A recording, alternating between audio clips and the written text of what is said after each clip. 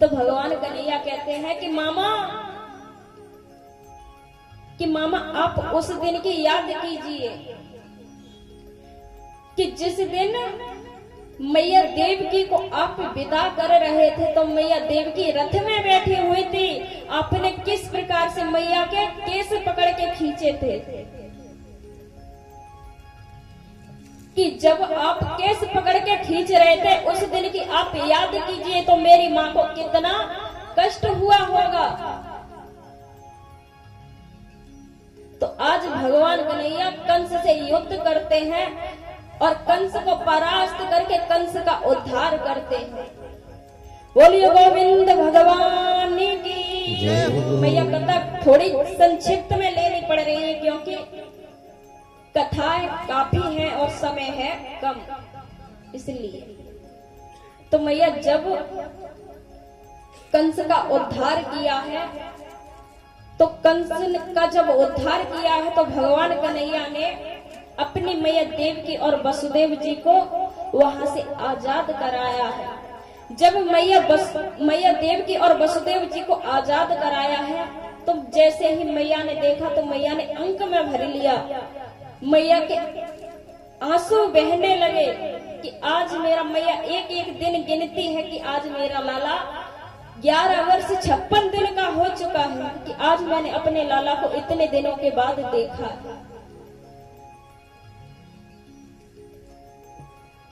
तो उग्रसेन को फिर से मथुरा का राजा बनाया गया है, राजगद्दी सौंपी गई है। तो उग्रसेन जी महाराज कहते हैं कि लाला आप मुझे राजा बना रहे हो, यहाँ का राजा तो आप होते। तो भगवान कन्हैया कहते हैं कि नाना जी आप यहाँ के राजा हैं, लेकिन हम आपको छोड़ के कहीं नहीं जाएंगे। तो भगवान कन्हैया भी इस प्रकार से मथुरा में रहते हैं। तो जब भगवान कन्हैया मथुरा में रहते हैं, आज मैया अपने दिनों को गिनती है कि मेरा लाला आज 11 वर्ष 56 दिन का हो चुका है, इतने दिनों के बाद मैंने अपने लाला को देखा है। तो भगवान कन्हैया को आज मैया ने अपने हाथों से पकवान बनाए हैं भगवान कन्हैया के लिए। जब पकवानों को बनाया है तो भगवान कन्हैया को मैया यशोदा की याद आ जाती है कि इसी प्रकार से मेरी माँ यशोदा मुझे भोजन खिलाया करती थी। तो भगवान कन्हैया रोने लगे हैं। तो जब भगवान कन्हैया रोने लगे हैं तो मैया देवकी और भी ज्यादा रोने लगी कि मैंने क्या गलती कर दी जो कि मेरा लाला मुझे देख करके रोने लगा है।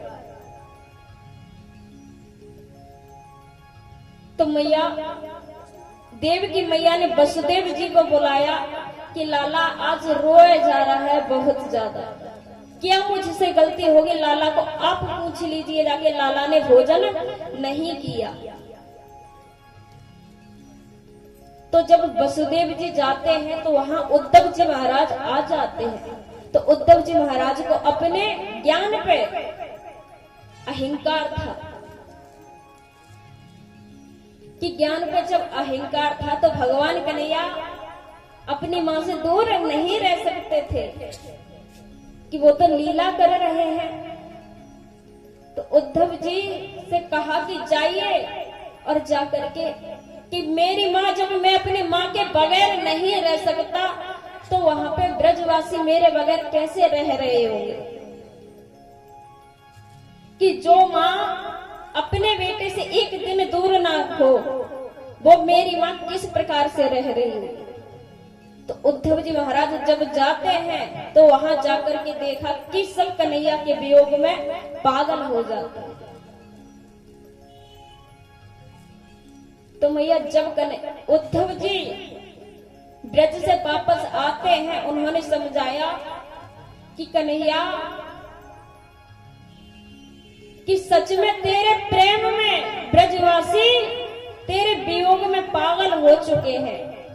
तो भगवान कन्हैया ने फिर उस झांकी का दर्शन कराया उद्धव जी को कि हे उद्धव जी, जिस प्रकार से ब्रजवासी मेरे बगैर नहीं रह सकते, उसी प्रकार से मैं ब्रजवासियों के बगैर नहीं रह सकता।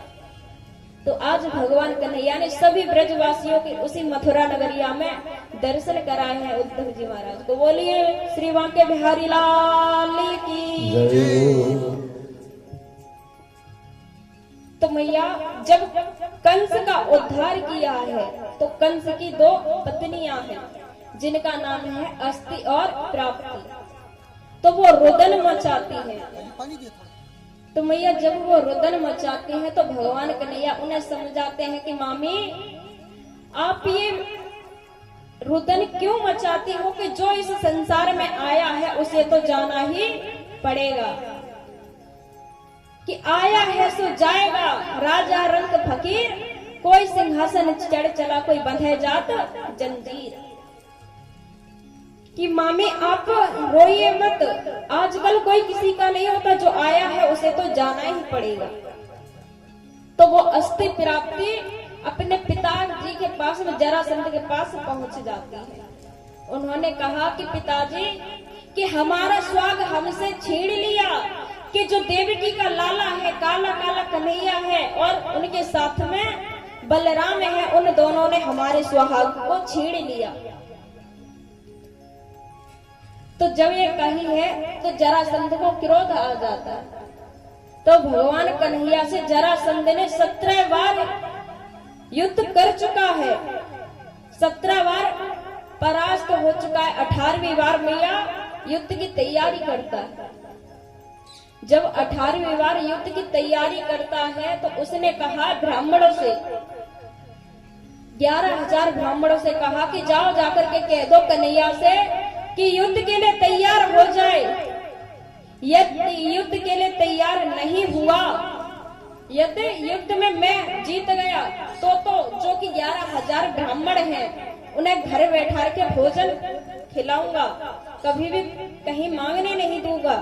और यदि युद्ध में परास्त हो गया, हार गया, तो उन 11,000 ब्राह्मणों को भी सूली पे चढ़वा देगा। तो मैया अब वो 11,000 ब्राह्मण हैं, वो विचार करते हैं कि हे कन्हैया कि हमारे प्राणों की रक्षा कीजिए प्रभु, आपके अलावा हमें कोई नहीं बचा सकता। तो जब ब्राह्मण देव प्रभु से विनती करते हैं कि आपन मन भले टल जाए पर भक्त का मानना टलते देखा। महाभारत में बताया जाता है कि मैया भगवान कन्हैया जब अर्जुन के ऊपर पितामह भीष्म ने प्रण किया था कि कल के दिवस में एक पांडव को मैं मार दूंगा, पितामह भीष्म की भगवान कन्हैया ने जो कि प्रतिज्ञा थी, प्रतिज्ञा को तोड़वाया। उन्होंने प्रतिज्ञा की थी कि कल मैं एक पांडव को मार दूंगा। भगवान कन्हैया ने रुक्मिणी द्रौपदी जी को ले जा करके पितामह भीष्म के आशीर्वाद दिलवाया। तो उन्होंने कहा कि जाओ अखंड सौभाग्यवती भव। तो द्रौपदी सोच करके हंसती है कि पितामह वाह क्या आपकी लीला, कि आपने तो प्रण लिया है कि कल के दिवस में मैं एक पांडव को मार दूंगा। तो द्रौपदी बोली है कि पितामह अब तो आपने मुझे आशीर्वाद अखंड सौभाग्य का दिया है, और अखंड सौभाग्य मेरा जब ही रहेगा कि जब मेरे 5 पांडव जीवित रहेंगे। तो जब ये बात कही है तो पितामह भीष्म ने कहा कि प्रभु आपने मेरी प्रतिज्ञा को तो तोड़वाया है, लेकिन आपने भी प्रतिज्ञा की है कि मैं महाभारत के युद्ध में कोई भी शस्त्र नहीं उठाऊंगा। लेकिन मेरी भी ये प्रतिज्ञा है, यदि आपने मेरी प्रतिज्ञा को तोड़वाया है तो मैं भी आपकी प्रतिज्ञा को तोड़वा के ही रहूंगा। तो महाराज जब जैसे ही पितामह भीष्म ने बाणों को छोड़ने के लिए तैयार होते हैं तो अब तो 5 पांडव डर जाते कि अब पितामह भीष्म किसी को नहीं छोड़ने वाले। तो जब डर जाते हैं अर्जुन भी डर जाते हैं, तो भगवान कन्हैया को लगा कि अब तो पितामह भीष्म पांडवों को मार दे। तो भगवान कन्हैया को कुछ नहीं दिखा, रथ का पहिया था उसे ही उठा के फेंकने के लिए जा रहे हैं, तो जो धरती थी ये भी कांपने लगी कि आज हरि ने कैसे शस्त्र को उठा लिया कि प्रलय आने वाली है। तो भगवान कन्हैया का पीतांबर गिर जाता है